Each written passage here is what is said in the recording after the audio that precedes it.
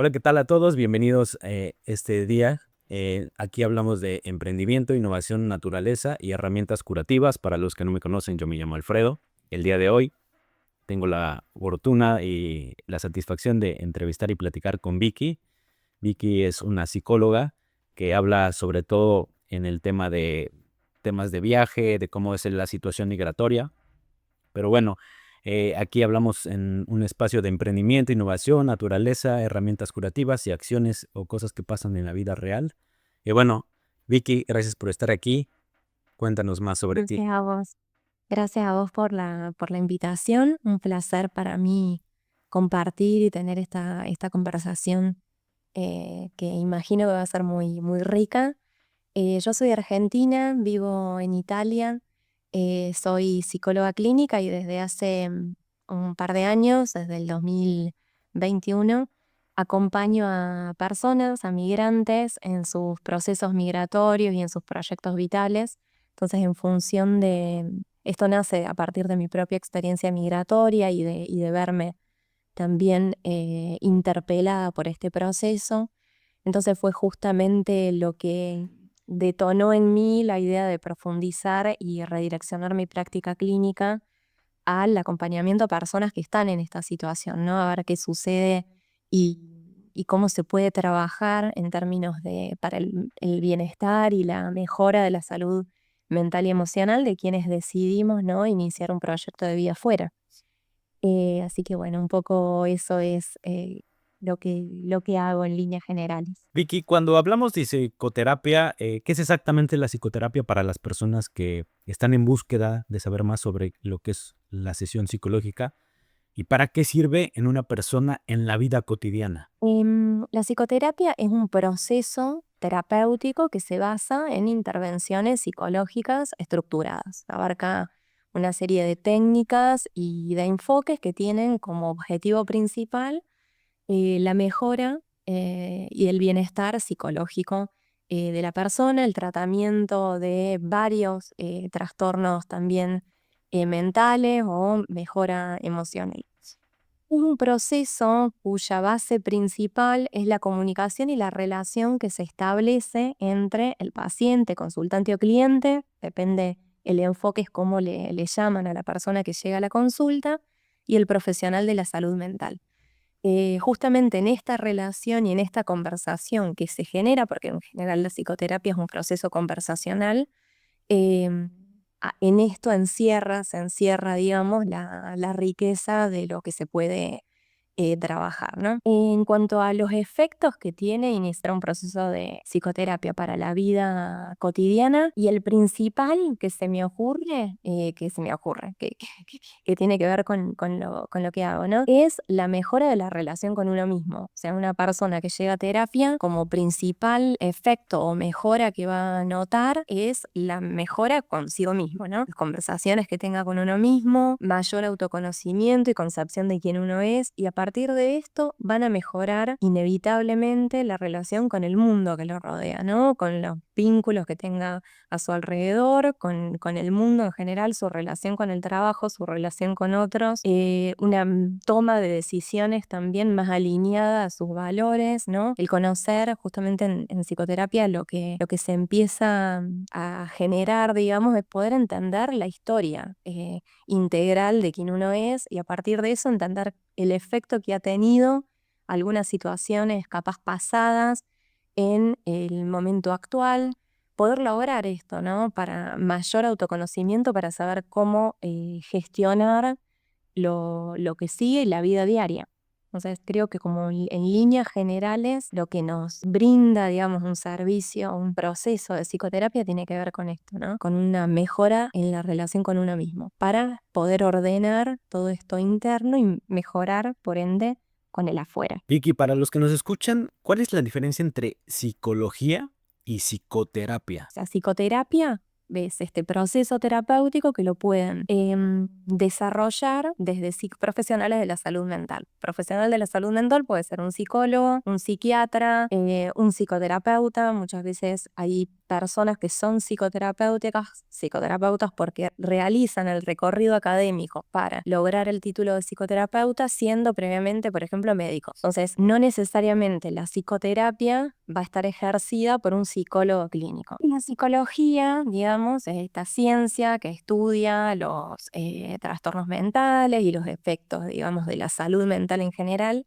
y no necesariamente un psicólogo, quien estudia psicología y se gradúa como psicólogo, va a trabajar como psicoterapeuta. Puede trabajar en otras áreas, ¿no? Área laboral, área deportiva, o sea, no necesariamente en el área clínica y en la psicoterapia en especial. ¿La psicoterapia es solamente para momentos de crisis o también funciona para personas que se sienten bien, pero a veces no se sienten bien? No es solo para momentos de crisis, incluso muchas veces pasa que una persona en medio de un momento de crisis no va a acceder a un proceso de psicoterapia, ¿no? Esto como una salvedad. De hecho, muchas personas suelen llegar a los espacios de terapia diciendo cosas como, por ejemplo, y en teoría puedo pensar que estoy bien, pero sin embargo hay algo que me sucede en donde no termino de encontrar por qué no puedo decir al 100% que estoy bien. Es decir, personas que pueden estar siendo funcionales en su vida diaria, trabajan, tienen vínculos, cumplen, digamos, con sus obligaciones y demás, pero sienten capaz alguna especie de desgaste interno, una desconexión, una sensación de vivir en automático. Entonces ahí es donde la psicoterapia, digamos, interviene, capaz no para apagar incendios, como puede llegar a suceder en un espacio de intervención en crisis, sino para prevenir, profundizar, cuidar, reflexionar sobre lo que está pasando, sobre la historia de esta persona. ¿El ir a terapia se debe tomar como preventiva o correctiva?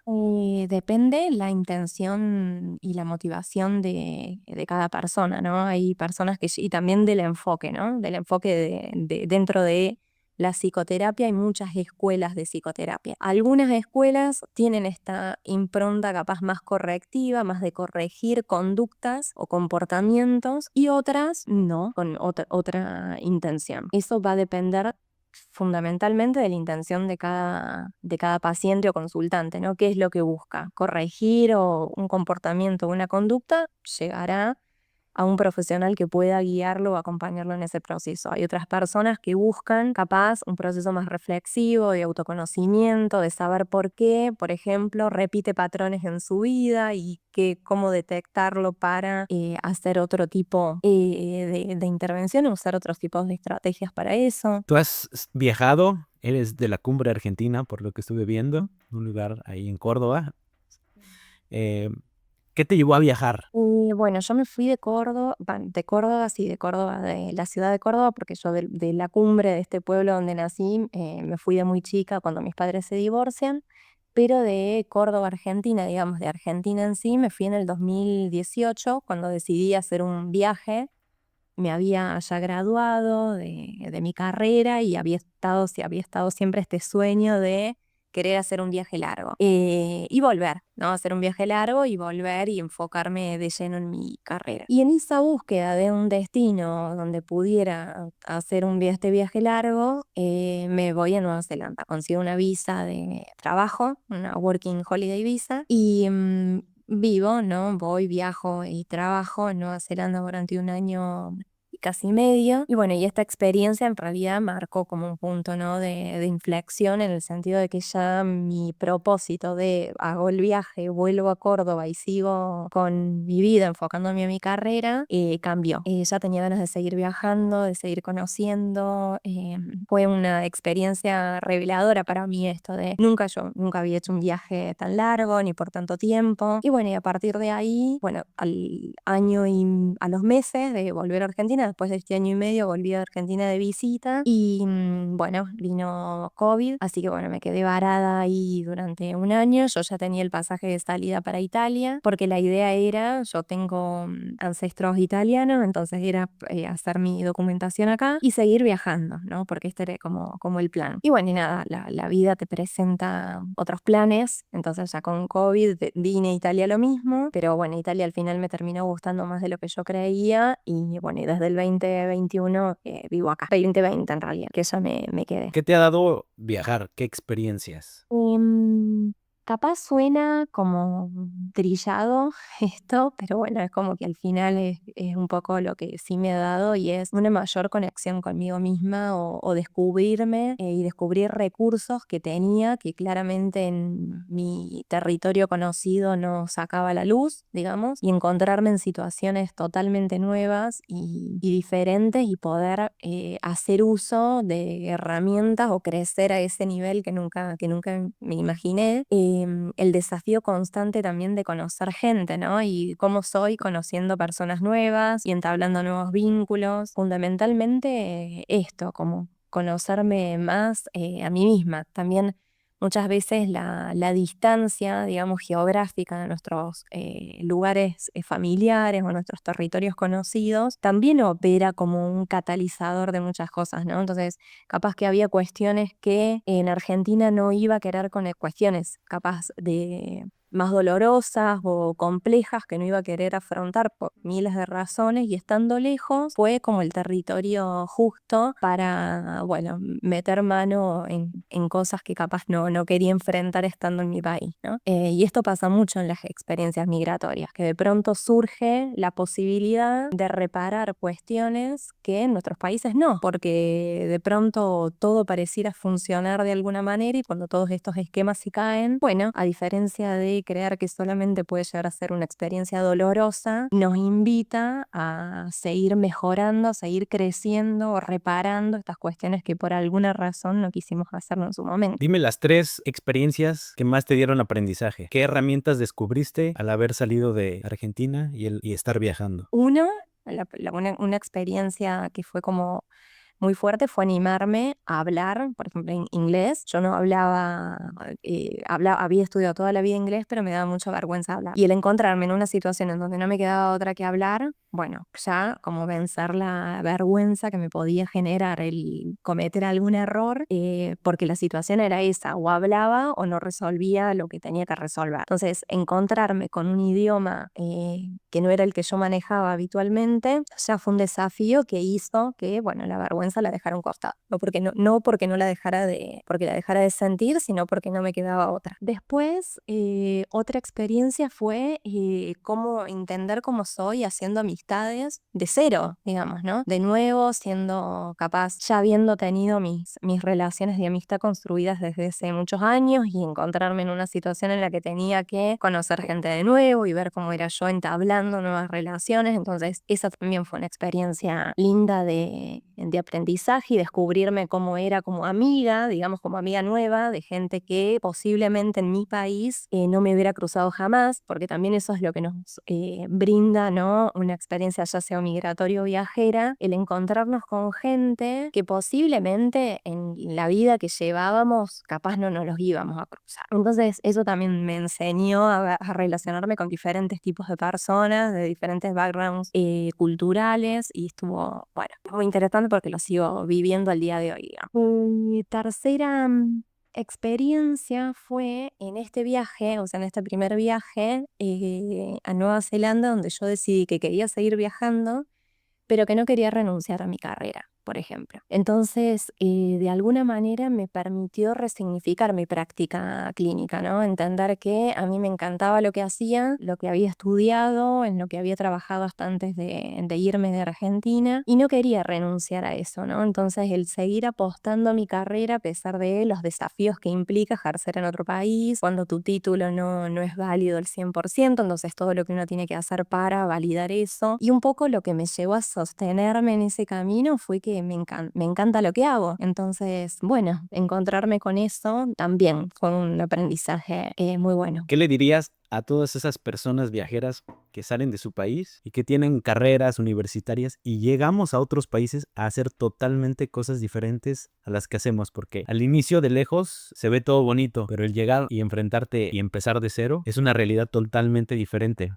Bueno, muchas cosas creo que se me ocurren, ¿no? Pero primero prefiero decir que uno empieza de nuevo a que empieza de cero, en el sentido de que los recursos, los aprendizajes, las trayectorias historias, los recorridos que uno hizo en su campo antes de emigrar, no se pierden, ¿no? Es cuestión de llevarlos al nuevo campo de juego. A ver, ¿cómo hacemos para que esto que nosotros ya sabemos, que aprendimos y demás, lo implementamos en este nuevo lugar? No es que uno que pierde todo eso, ¿no? Bueno, capaz que esto va a depender del lugar en el que estemos y hay muchos lugares en los que los títulos que tenemos en nuestros países ni existen, carreras que ni existen, digamos, en los países nuevos. Entonces, bueno, así todo, nada de eso que nosotros aprendimos se pierde y eso se puede capitalizar. Por otro lado, también creo la importancia de trabajar en la paciencia. O sea, la experiencia es dura, es desgastante, es muy frustrante muchas veces, pero también creo que hay que insistir en lo que a uno le hace sentido, ¿no?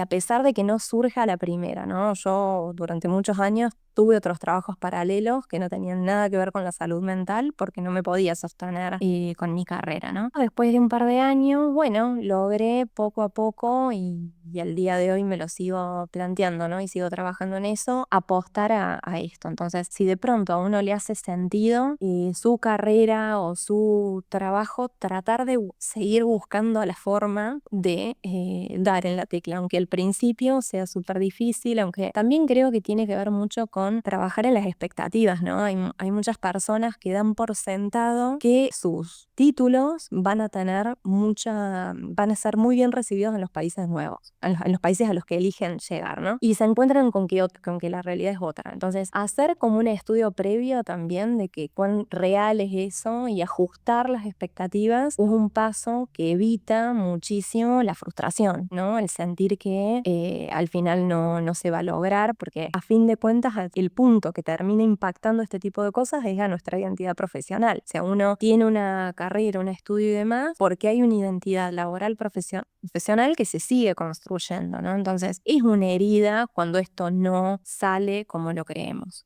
Pero si podemos ajustar las expectativas antes de ir o irlas ajustando, si no se pudo hacer ese trabajo previo, a medida que una vez que estamos en el juego, ser muy conscientes de esto, ¿no? Bueno, de tratar de que las expectativas sean lo más realistas posibles para evitar que el golpe sea duro. Hablaste que en tu proceso de viajar hiciste otros laburos, otras chambas, otras pegas, como dicen en los países, diferentes a lo de la salud mental.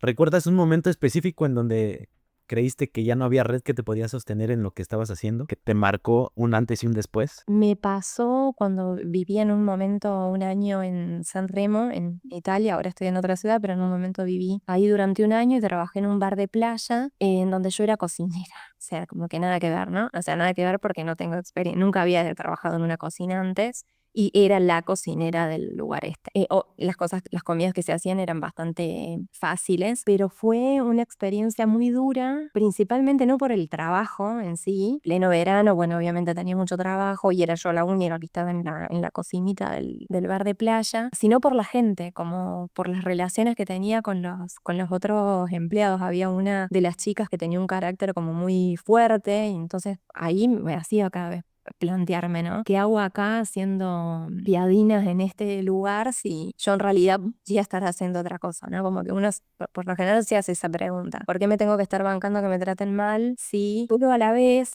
una vez que tenía ese pensamiento que se me cruzó un montón de veces, a la vez también entendía que era un camino con otro fin, como que mi objetivo era otro, ¿no? Entonces, muchas veces yo hablo de esto en los procesos que acompaño, de poder contemplar o al menos mirar la idea de estos trabajos puente. O sea, estos trabajos que nos acercan a lo que nosotras queremos hacer o a lo que nosotros queremos hacer, ¿no? Yo sabía que no quería trabajar como cocinera de un bar de playa todos los veranos, pero también sabía que ese era el lugar que me permitía ahorrar la plata que necesitaba, pagar el alquiler, las formaciones que yo necesitaba seguir haciendo. Entonces, pensarlo como un trabajo puente me acercó, ¿no? O al menos le quitó como esa pena a lo que estaba haciendo. Iba a aprender a mirarlo desde otro lugar. Esos empleos, laburos temporales, ayudan mucho. Tal vez yo lo veo de una forma. Unas cosas se aprenden en la escuela, pero en la vida todos estos empleos, sobre todo cuando venimos de hacer actividades profesionales y cuando traemos títulos, y nos enfrentamos a una realidad distinta a la que veníamos haciendo en nuestros países de origen, te dan una caja de herramientas gigante que a largo plazo tú las puedes ocupar, como trabajar bajo presión, trabajar con diferentes tipos de personas, con diferentes perfiles, y te dan una sensibilidad extraordinaria que te pone por encima de alguien que tal vez nunca tuvo la experiencia de viajar y haber hecho cualquier trabajo de lo que sea. Ese tipo de cosas muchas veces no las vemos como viajeros o como migrantes en otros países, pero uno se da cuenta una vez que ya está en otra posición diferente y dice, esto lo aprendí ahí esto lo aprendí de esta persona. Y muchas veces esas personas que nos cruzamos en el camino son grandes maestros que te enseñan bastantes cosas que uno después con el tiempo va reflexionando y va diciendo,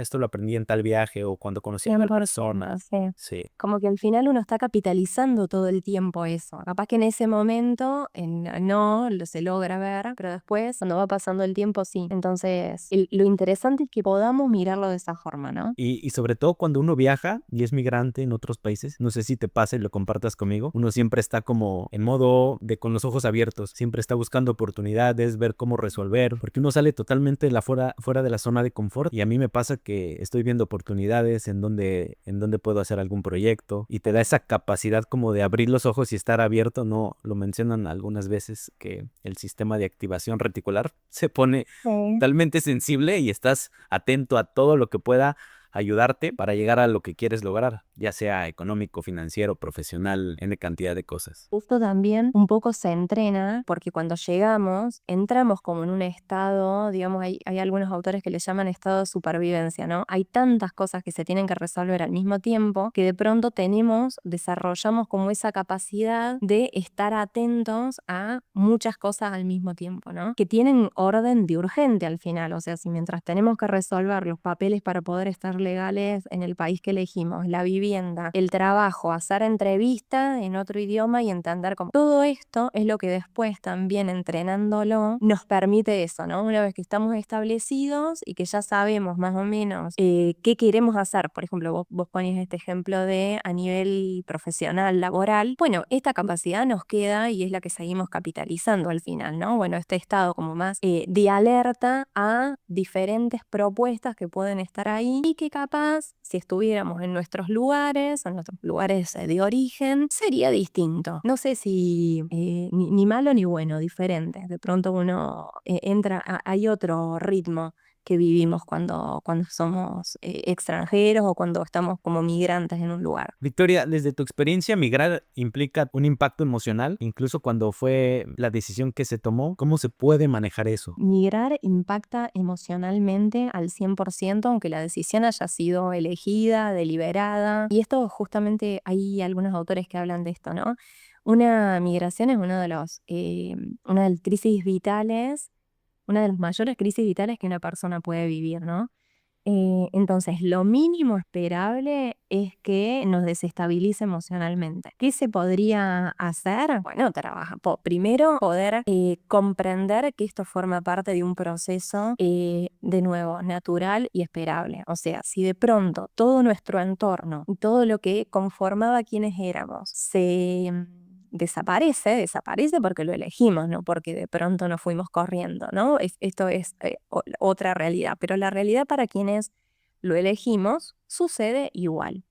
Con este entorno familiar, conocido, que nos representaba y en la que éramos validados, desaparece porque elegimos hacer otra cosa. Bueno, que eso tenga impacto emocional es lo mínimo que podemos hacer. Ahora, ¿qué podemos hacer con esto? Es primero aceptar que este proceso tiene que ver con esto, que nos vamos a sentir de alguna manera, o perder millones, ¿no? Una de las características muy claves de quienes atravesamos procesos migratorios es esta ambivalencia emocional, ¿no? El de pronto sentir que estamos como muy contentos o muy alegres y de pronto entramos como en un proceso de tristeza que no entendemos qué nos pasa, o que pasamos de la ira a la frustración como sin mucho tiempo en el medio, digamos, como esto tan abrupto, y forma parte de esto, ¿no? El encontrar que nuestro sistema se está acomodando a todo esto y las emociones son al final señales que nos indican que algo está pasando. Entonces, nuestra tarea, y creo que ahí lo que nos ofrece la migración es muy interesante, y es esta posibilidad de seguirnos descubriendo, de seguirnos conociendo, de seguir entendiendo qué es lo que nuestras emociones nos quieren decir. Entonces termina siendo como un terreno fértil para trabajar en una misma, en uno mismo. ¿Y es normal sentirte desubicado emocionalmente, aunque todo parezca estar bien? Creo que algo que nos pasa cuando migramos es que de pronto empezamos, o al menos es muy recurrente, esta pregunta del ¿para qué? ¿Para qué estoy listo? Ya logré lo que quería, ya resolví este estado de supervivencia que decíamos recién, este estado en donde lo urgente necesitaba acomodarse, ya tengo un trabajo que más o menos me gusta, vivo en un lugar que más o menos me gusta, ¿y ahora qué? ¿Y ahora qué sentido tiene al final? ¿Sigue teniendo sentido? ¿Sigue valiendo la pena? Entonces, esta es una pregunta que es muy recurrente en quienes vivimos lejos, y principalmente porque una de las cosas que más afectan en estas experiencias o en estas decisiones migratorias tienen que ver con vivir lejos de las personas que queremos, ¿no? De nuestros países, de nuestra tierra, y lo que significa y viene a simbolizar nuestra tierra, ¿no? Entonces, circular esta pregunta, a ver si aparentemente estoy bien, ¿qué es lo que me sigue pasando? Entonces, ahí es donde el proceso de psicoterapia también es interesante, que pueda servir para trabajar estas preguntas y aprender a vivir también con estas preguntas, ¿no? O sea, aprender a vivir con esta pregunta del para qué o del propósito, que cada tanto se va a reactualizar y que ya no está tan naturalizada como cuando vivíamos no sé si a vos te ha pasado, ¿no? Pero yo en México, yo en Argentina no me hacía tantas preguntas de este tipo, ¿no? También era más chica, capaz que tiene que ver con eso, pero preguntas de esta es la vida que quiero, me la hice en algunos momentos existenciales, pero acá, en Italia, y me las hago bastantes veces al año, digamos, a la pregunta, ¿no? A ver, ¿esto que estoy haciendo? ¿Con qué sentido? ¿Esto implica que yo acá me voy a quedar más tiempo del que entonces creía? Entonces el proyecto tiene otra forma ahora. Todo el tiempo aparece como este replanteo. ¿Migrar suele remover inseguridades que antes estaban dormidas? 100%. Preguntas que tienen que ver con esto, con la valía personal, con el sentido de pertenencia, hasta qué punto pertenezco o no acá, cuestiones que capaz en nuestros países, digamos, estaban de alguna manera más solapadas porque, no sé, personas que se hayan sentido inseguras consigo mismas por diferentes cuestiones, de pronto estudiaron algo, les fue bien en ese algo que estudiaron, y de alguna manera se solapó esta cuestión de esta inseguridad, y de pronto deciden emigrar y bueno, resulta que la carrera que estudiaron o no consiguen trabajo o no. Entonces queda de pronto al descubierto esta inseguridad que supuestamente se había solapado con esto resuelto, entre comillas, con esto otro sin hacer un trabajo previo. Entonces, esto es como un poquito lo que comentaba antes, ¿no? De pronto la migración termina siendo un catalizador, ¿no? Ya sea de inseguridades que ya teníamos previas y que porque estaba todo como de alguna manera estable, no se necesitó trabajarlo, y el escenario que nos ofrece la migración es ese, un escenario en donde de pronto acá no te conoce nadie y no sos reconocido o validado por nadie como podés ser en tu país. De pronto el idioma termina siendo otra fuente de inseguridad si no lo hablamos como hablaríamos el español, por ejemplo. Entonces termina desatando ya sea cuestiones nuevas que capaz uno no conocía de sí mismo. Por eso es interesante entender el proceso migratorio como una experiencia que nos brinda más información sobre quiénes somos o quiénes estamos siendo, o cuestiones que por alguna razón no las habíamos trabajado antes. ¿Existe como un top 3 o una lista de cuáles son estas inseguridades que comúnmente se ven en las personas que migran? No, si existe un top 3 no lo conozco. Creo que en cuanto a mi experiencia clínica y personal, podríamos pensar que las principales inseguridades tienen que ver con el sentido de valía personal, el sentido de pertenencia, la competencia profesional, ¿no? Este miedo a no estar a la altura, el síndrome del impostor. Yo no sé, a alguien que no lo haya sentido, ¿no? Estando fuera. Podrían ser las que más habitualmente aparecen en un contexto así, ¿no? Nuestro sentido de valía personal siempre está en juego al final. La pertenencia, el sentir si pertenecemos o no. Pertenecemos tenemos ya sea la ciudad, la población de acogida, o sea, los locales, digamos, o incluso si tenemos grupos de compatriotas o de latinos, también se juega esto, ¿no? A ver cuán me siento parte de esta grupalidad, por ejemplo. Vicky, ¿migrar cambia la percepción en la que uno se concibe a sí mismo? Sí, bueno, esto creo que va un poco más alineado a lo que entendemos por identidad. Nuestro sentido de identidad es eso, ¿no? Es la concepción que uno tiene de quién uno es o de quién uno fue o de quién uno quiere ser. En psicología entendemos que la identidad es una construcción dinámica, es decir, que está en permanente proceso de transformación. Por ejemplo, posiblemente, ¿no? Para dar un ejemplo, lo que a vos te representaba a tus 15 años, a cualquier nivel música, nivel estilo de ropa, nivel vínculos que tenías en ese momento, posiblemente ahora ya no te representen por igual. Y eso habla, ¿no? De esta identidad en permanente proceso de transformación, la identidad entendida como dinámica. Ahora, cuando migramos, absolutamente todo se transforma, ¿no? Entonces nuestro sentido de identidad también va a sufrir un proceso de reconfiguración, ¿no? A ver quién estoy siendo, quién deseo ser en este nuevo lugar, qué herramientas tengo, cuáles no, si antes me funcionaba esto, ¿por qué ahora esto no me funciona? Entonces, al 100% la migración transforma, ¿no? esta concepción de quien creíamos que éramos. Pero siempre con esta idea, ¿no? Creo que si bien al comienzo puede llegar a ser desestabilizante, lo interesante es pensarlo también como esta oportunidad para redefinir con más conciencia y de una manera más deliberada quién se está haciendo y quién se desea ser. ¿Es común que el valor personal se vea afectado, Vicky, al empezar de nuevo en otro país? Por lo general, para nosotros que somos latinos, muchas veces el estudio, o sea, no concebimos, digamos, la posibilidad de no estudiar. Quien tiene la posibilidad de estudiar, va a estudiar, ¿no? Porque ya la competencia es tan alta que mientras más títulos uno tenga, pareciera que más valor profesional tiene, ¿no? Sin embargo, esas reglas, digamos, cambian cuando migramos, principalmente que nos pasa a nosotros latinos y latinas, ¿no? Migramos ya sea Oceanía, Europa, Norteamérica y la situación y las reglas son otras. Entonces, de alguna manera, si nosotros habíamos depositado nuestro sentido de valía profesional en esto, ya sea en nuestra trayectoria, en nuestro recorrido, en todos nuestros títulos, y de pronto vamos a un lugar en donde o hay que empezar de nuevo o hay que empezar de más abajo y puede verse afectado. Cómo nos concebimos o cuán valiosos entonces somos, ¿no? Como recurso, por ejemplo, humano en cuanto a lo profesional. ¿Cómo la gente se compara como migrantes con las personas que no decidieron salir del país de origen? Porque ahora todo es muy instagrameable, ¿no?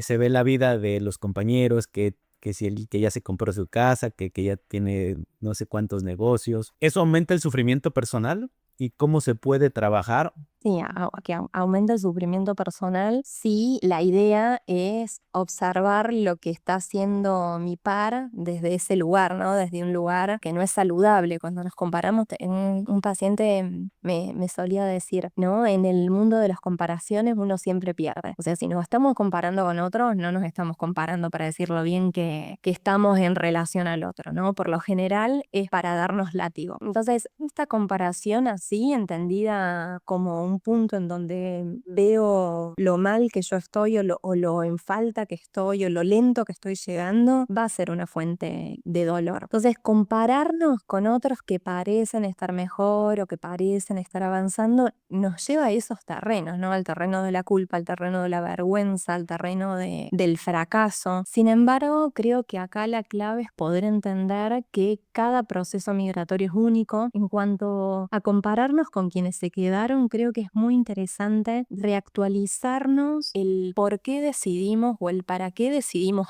iniciar esta experiencia migratoria, ¿no? Que por ahí nos olvidamos. O sea, cuando uno decidió irse, por algo decidió irse. Hubo algo que buscaba que no estaba encontrando, ¿no? Podríamos pensar millones de cosas. Pero muchas veces, una vez que entramos ya en el juego, nos solemos olvidar de qué fue eso que nos motivó a hacer este movimiento. Poder recuperar qué era y de paso ver cuán vigente sigue, ¿no? O sea, recuperar el por qué nos fuimos y el por qué nos fuimos ya para en una vereda muy distinta del que se queda, digamos. Ya no hay un punto de comparación. Ya la comparación se vuelve injusta si nos comparamos con uno que se quedó, digamos, ¿no? Y si nos comparamos con uno que se fue, igual que nosotros, también es injusta, porque cada proceso migratorio es único al final, ¿no? Y lo interesante acá es poder sostener el proceso de cada uno, principalmente y sobre todo emocionalmente. Que podamos contar con las herramientas para sostener emocionalmente lo que dure este proceso. Vicky, el cuerpo habla y usualmente cuando uno viaja no expresa en palabras. ¿Te ha pasado en tu experiencia que el cuerpo habla cuando no puedes tú expresarlo por todo lo que estás pasando al viajar? Creo que el cuerpo es el principal luz que se enciende cuando lo está pasando, ¿no?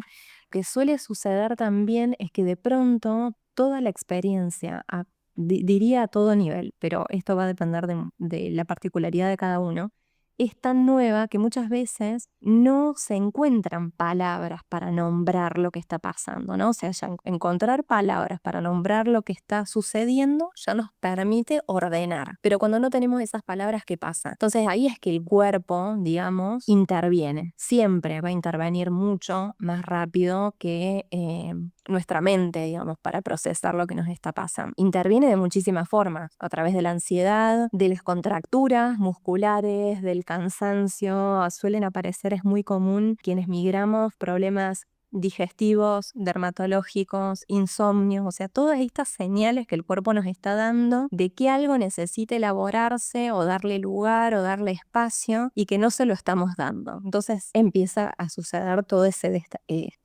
desajuste, digamos, a nivel orgánico. Por eso, insisto en esto, ¿no? Que es importante hacer espacio para poder nombrar esto que está pasando, ¿no? No seguir como en automático. Muchas veces seguimos como en automático, pensando en esto que decíamos al comienzo, ¿no? En este estado de alerta o en este estado de supervivencia y se hace lo que se puede y se sigue, digamos. Se sigue aunque tengamos insomnio, se sigue aunque la ansiedad se haya desatado al 1000%. Cuando uno viaja, la ansiedad y el cansancio emocional suelen elevarse. Hay muchas personas que están viajando, pero en ese proceso de autoconocerse, normalizan que esas emociones están ahí. Pero, ¿por qué pasa esto? Porque también implica, ¿no? Un trabajo, no naturalizar lo que está pasando. O sea, la fatiga esta emocional, podríamos o sea, fingir demencia de alguna manera y seguir con esto hasta que llegue un punto de no retorno, o ponernos a trabajar para evitar que esta fatiga se perpetúe, digamos, en el tiempo, ¿no? Pero lo que exige es un sentido de responsabilidad y de compromiso con uno mismo. O sea, no todas las personas quieren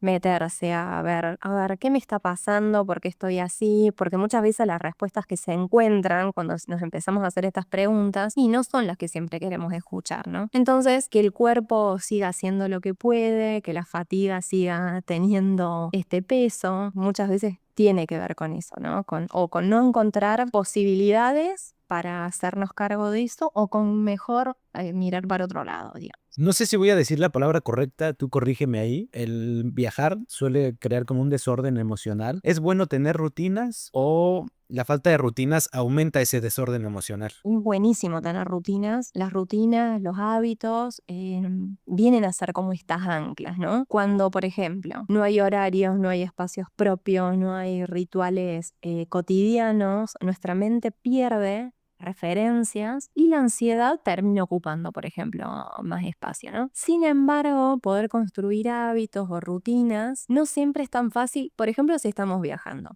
O sea, si estamos en un momento, digamos, más nómade. Para construir rutinas necesitamos algo de estabilidad, O sea, al menos vivir en un mismo lugar durante un mismo tiempo, al menos tener un cronograma de actividades, ya sea laborales, que sepamos que más o menos es la misma, para poder meter hábitos, ¿no? O sea, para poder meter rutinas o rituales que nos den como este sentido de orden. Insisto en esto, muchas veces, por ejemplo, en un caso migratorio, capaz que sí, entre todo lo que hay que hacer apenas uno llega, que este proceso puede llegar desde meses hasta capaz un año o un poquito más. También queremos, porque es saludable, ¿no? Tener rutinas, y capaz que nos estamos pidiendo mucho. Podríamos pensar tener algo, un solo hábito que sepamos que lo podemos cumplir. Con esto voy a que no todo lo que es saludable hay que hacerlo sí o sí porque es saludable. Porque es saludable, entonces tengamos 200 todos los hábitos que podemos tener. A veces no siempre se puede, ¿no? Entonces con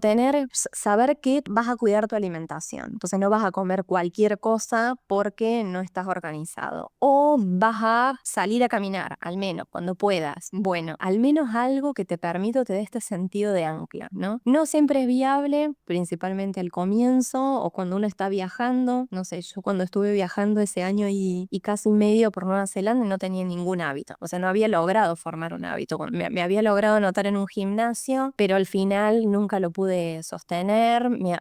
Había hecho muy poquitas cosas que me dieran ese sentido de hábito. Pero también el motivo de esa experiencia era otro. Ahora, en una experiencia migratoria que inherentemente es una experiencia más estable, es un proyecto de vida que uno inicia afuera y ya deja de ser tan nómade, uno busca la estabilidad en otro país, pero busca la estabilidad, algún tipo de estabilidad. Entonces ahí los hábitos tienen más sentido y también nos permiten, en el caso de una experiencia migratoria, poder tener más sentido de pertenencia con el lugar, ¿no? Si tenemos el hábito de ir a un gimnasio X todos los días, bueno, nos vamos metiendo en esa comunidad, a la comunidad a la que estamos perteneciendo. Si hacemos, no sé, las compras en un mismo lugar X día, bueno, todos estos rituales o estas prácticas que son más repetitivas también nos van dando mayor sentido de pertenencia al final, como plus, digo, ¿no? Como plus de lo que ordena ya de por sí tener un hábito. ¿Cómo funciona el rol cuando uno es migrante? ¿Cambia ese rol que uno tiene consigo mismo y con los demás? Los roles cambian, o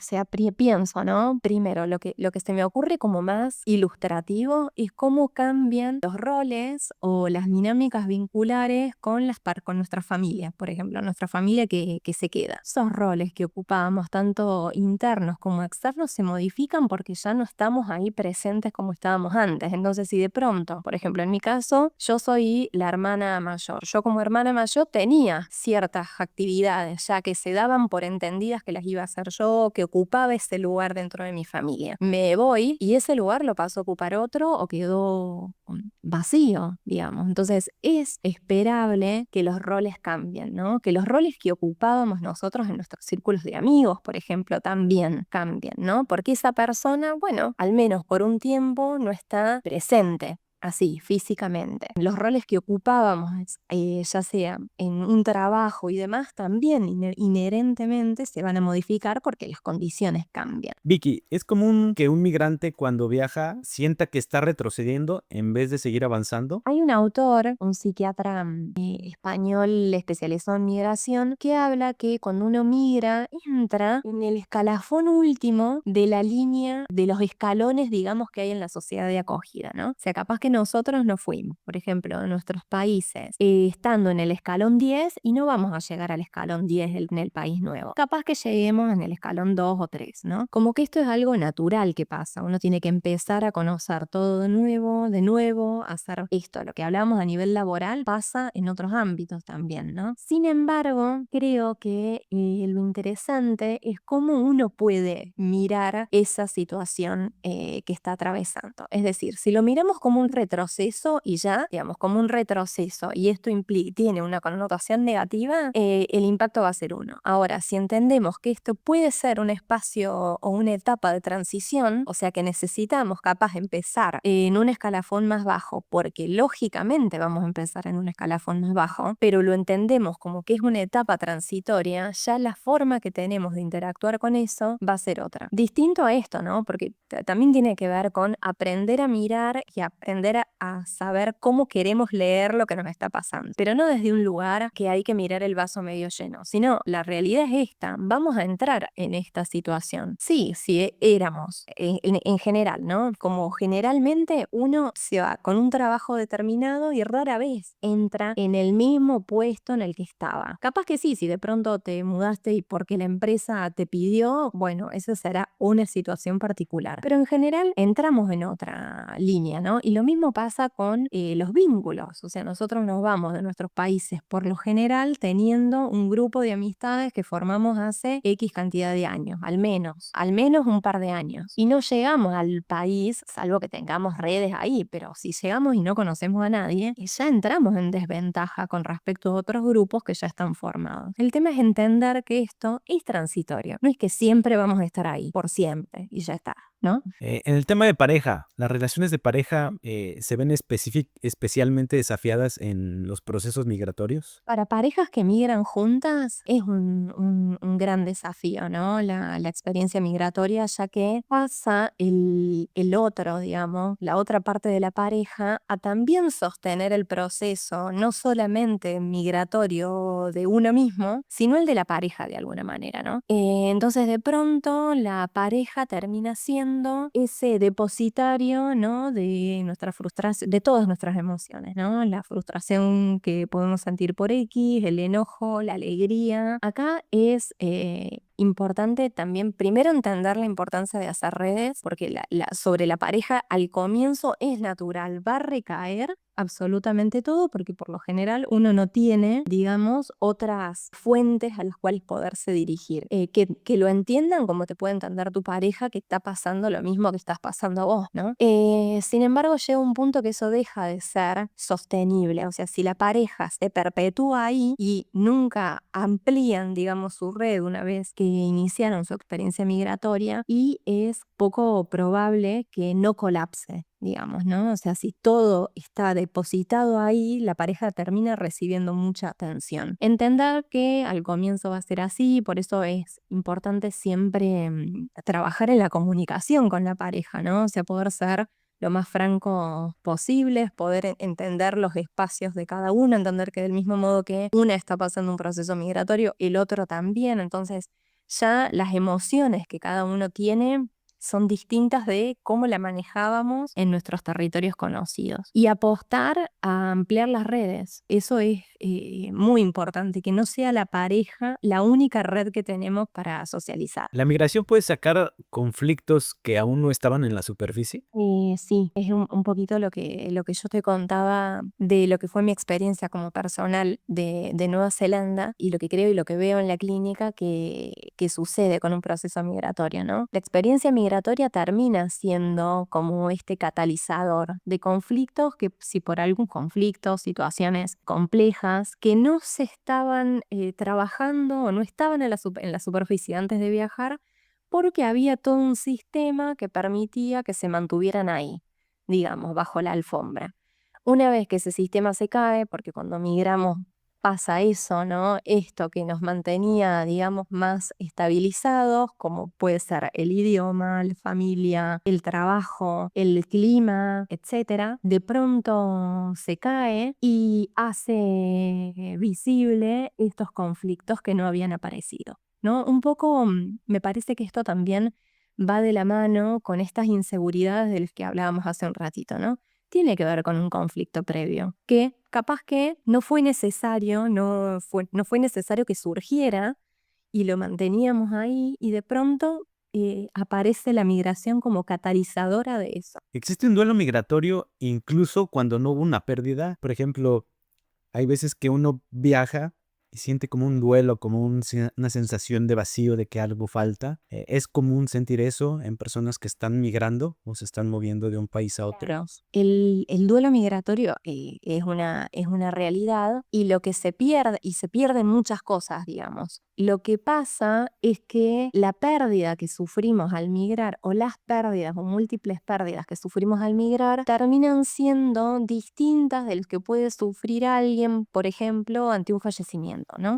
Un duelo por un fallecimiento, la persona fallece y es la historia que tenemos, o en un duelo por una relación que se termina, el objeto de pérdida desaparece o muere, ¿no? En este sentido simbólico de la palabra. Sin embargo, lo que pasa en una migración es aún más complejo, porque el objeto de pérdida, digamos, no desaparece. O sea, nuestro país no desaparece, nuestro país sigue estando ahí a la espera de que vayamos cuando podamos ir. Dentro de la experiencia migratoria, de lo que se habla es de esta pérdida ambigua, ¿no? Esta pérdida que en realidad está pero no está. ¿no? Este idioma que está pero no está. No es que nosotros perdimos el español. Perdimos la frecuencia con la que hablamos el español, por ejemplo. No es que perdimos a nuestra familia. No, perdimos la frecuencia de verlos, ¿no? No es que perdimos nuestra tierra o nuestra cultura, sino que de pronto eso queda en este estado, digamos, ambiguo, en donde no podemos entrar en contacto directo y es lo que nos genera tanto dolor. Pero está no siempre esta fantasía o la esperanza del reencuentro, que es lo que lo termina volviendo complejo también, porque no se puede procesar definitivamente la pérdida como podemos procesar la pérdida de una relación que no funcionó, por ejemplo, ¿no? Entonces, si existe el duelo, existe, hay personas que lo sufren de una determinada manera, otras que no.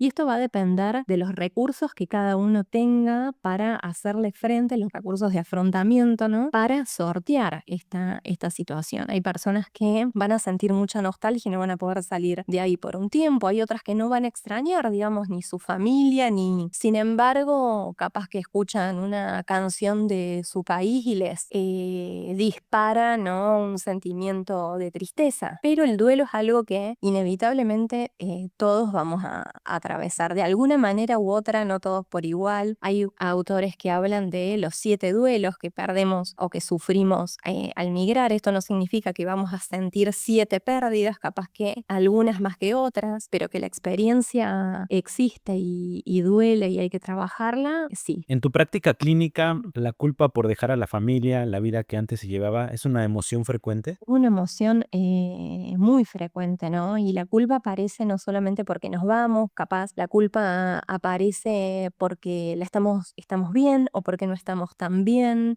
o por no disfrutar. Muchas veces aparece esto, ¿no? Si me fui porque quería y porque había elegido este proyecto, ¿por qué igual no puedo disfrutarlo como imaginaba que lo iba a hacer? Y esto genera un sentimiento de culpa, ¿no? La culpa es una emoción compleja que necesita poderse trabajar para que no quede, ¿no? Enquistada de alguna manera. Aquí tengo una serie de preguntas que llevan como a la reflexión de las personas que nos están viendo o escuchando. Y es, ¿la soledad del migrante suele ser más emocional que social? ¿Cómo se vive? La soledad puede ser emocional y también puede ser social, ¿no? O sea, algo que nos pasa es que de pronto nos encontramos teniendo que construir vínculos cuando capaz hacía mucho que no nos veíamos construyendo vínculos de cero, ¿no? Y este es un desafío, a ver, cómo somos de adultos haciendo amistades o construyendo otro tipo de vínculos. Y muchas veces pasa que no es fácil, digamos, conectar con otros, ¿no? O sea, conectar con personas que estén alineadas a nuestros valores, a lo que para nosotros es importante. Muchas veces también la cultura de acogida, la población de acogida no es lo suficientemente amigable como para saber que ahí vamos a tener grandes amistades o estamos en lugares en donde capaz no hay muchos compatriotas, ¿no? Entonces, las posibilidades de armar red se van limitando en función de eso. Por otro lado, también existe esta soledad emocional, ¿no? Esta soledad de estoy acompañada, puedo sentirme acompañada, acompañado y sin embargo me sigo sintiendo sola o me sigo sintiendo solo, ¿no? O sea, pasa muchas veces incluso con nuestras familias de sentir que nos sentimos solos en los intercambios igual que estamos teniendo porque el otro no termina de comprender al 100% o no nos podemos nosotros explicar al 100% qué es lo que nos está pasando, ¿no? Entonces muchas veces pasa esto de sentirnos solos aunque estemos con gente o no sentirnos igual de acompañados como nos podíamos sentir antes, porque nos están pasando tantas cosas a través de una experiencia migratoria que alguien que no lo ha pasado muchas veces no puede entenderlo al 100%. Entonces, vos me preguntabas cómo se vive o qué yo podía recomendar. Primero, no minimizarla. La soledad creo que es el común denominador que llegamos a sentir las personas que migramos. Todos o todas en algún momento de la experiencia nos hemos sentido solas. Lo interesante de esto es poder hablarlo, poder apostar a buscar espacios en donde podamos compartir esto, en donde no naturalizar esta idea, porque al final somos con otros y otras, entonces es necesario seguir apostando a ampliar nuestras redes y yo recomendaría también, siempre que sea posible, llegar a compartir con grupos en donde uno pueda hablar de esto, ¿no? Uno pueda hablar de la soledad que se siente al migrar y que no quede, digamos, en un sentimiento que uno lo vive solo. Y cuando sea posible, iniciar un proceso terapéutico también, con alguien que pueda capaz entender también esta particularidad. Ir a terapia transforma. Actualmente, pedir ayuda profesional sigue siendo un tabú dentro de la comunidad migrante. Eso depende de cada uno, ¿no? Por ejemplo, yo vengo de un país en donde es raro que alguien no haya hecho terapia alguna vez, ¿no? En Argentina está muy naturalizada la práctica terapéutica. Entonces, muchas personas han ido o van a terapia o si no van,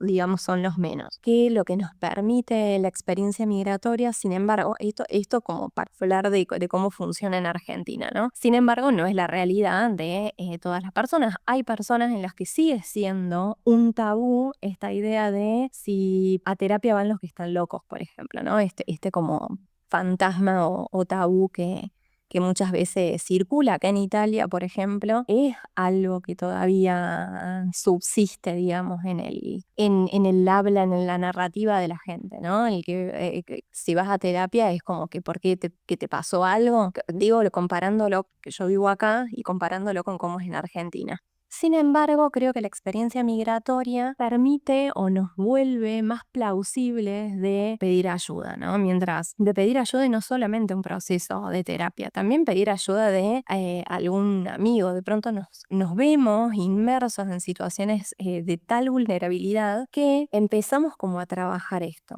inherentemente, aunque no tenga que ver con que uno vaya a un proceso de terapia, sino a hablar de esto que te pasa con un amigo, que no va a ser claramente lo mismo que iniciar un proceso de terapia, pero muchas veces se empiezan a tener conversaciones que capaz no teníamos en nuestros países, ¿no? Que tienen que ver con esto, que tienen que ver con el dolor que podemos llegar a sentir, con extrañar a la familia, la nostalgia por lo que ya no está, esta pregunta, al final sigue valiendo la pena, esto que estoy haciendo. Entonces empieza a circular como otro tipo de espacios, digamos, entre migrantes. Vicky, ¿recomiendas terapia antes de emigrar? ¿Y es posible? Siempre. Principalmente para trabajar, o sea, para trabajar lo que cada una quiera trabajar, ¿no? Pero creo que tiene mucho efecto el que uno pueda trabajar en las expectativas, ¿no? En el para qué de esta decisión, o sea, para qué nos vamos a embarcar en esta decisión, ya que implica mucho.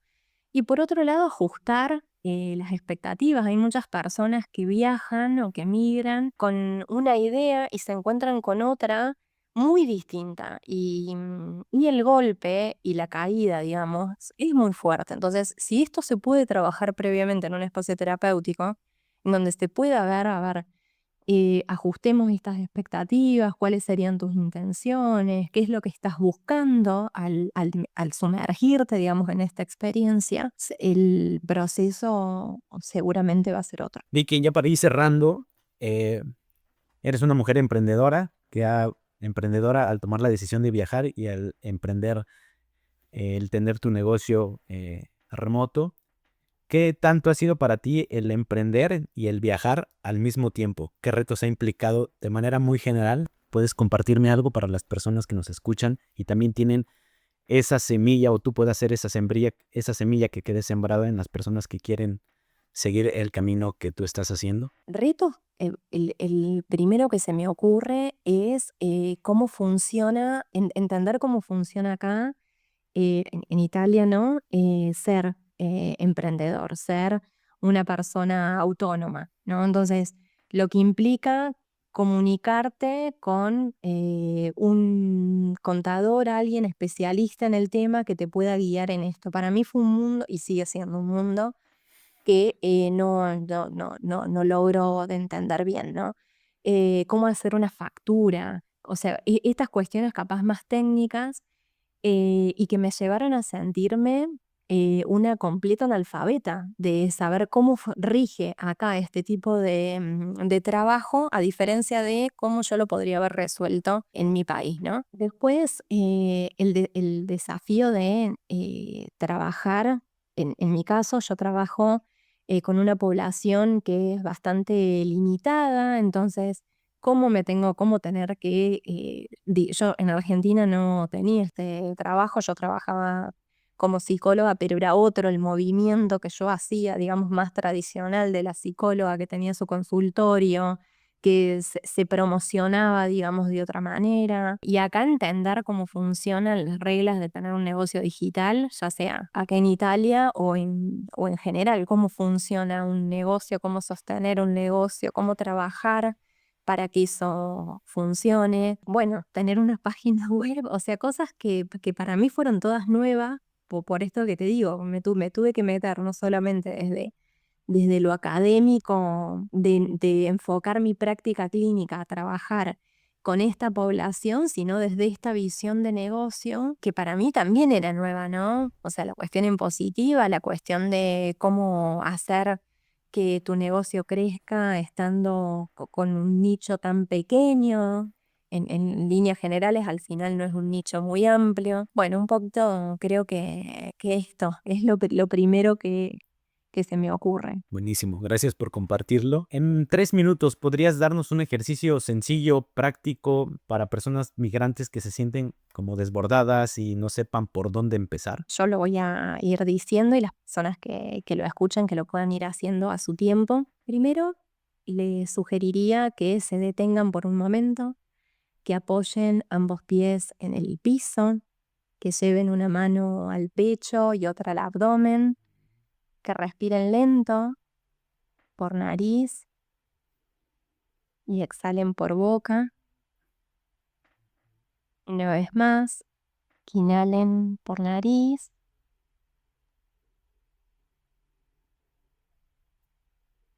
y exhalen por boca.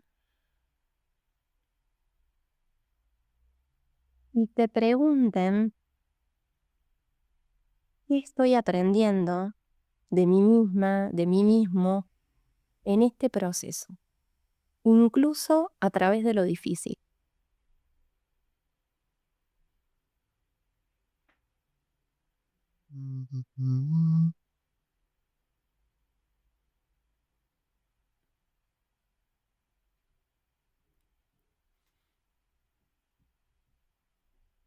Después de hacer esta pregunta, ¿quieren escribirla? Aún mejor, porque siempre escribiendo surge mucho más de lo que podemos pensar o dejar en el plano de lo mental, ¿no? Buenísimo. Buenísimo el ejercicio, me gustó. Creo que es importante. Siempre me quedo con estas 3 cosas que mencionas, que el para qué es importante. Hay unos cuadrantes que he estudiado que siempre igual es el para qué te pasa esto, para qué, el para qué, el para qué, el para qué, y como que vas desmenuzando entre todo el ruido que hay, el sobrepensamiento para llegar como a algo de tener más claridad. Eso me gusta un montón y lo comparto contigo. Me gustó que lo mencionaras. Eh, pues ya estamos cerrando en esto, Victoria. Gracias, Vicky. Te digo Victoria, me gusta mucho el nombre, es como si fuera una victoria, pero el diminutivo es Vicky. Gracias por compartir tu mirada, tu experiencia conmigo y con las personas que puedan sumarse a escuchar y a ver este capítulo. Eh, si este episodio resonó contigo, compártelo con alguien que viva fuera de tu país, de su país. No sé si quieras agregar algo más, déjanos tus redes para que te sigan.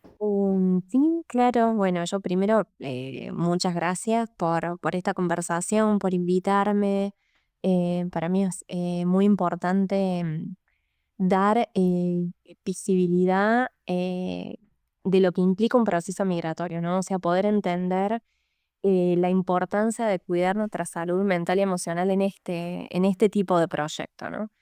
Y bueno, mis redes, bueno, puedo dejar mi cuenta de Instagram, que es victoriagrisancio.psi, o mi página web, que es www.victoriagrisancio.com.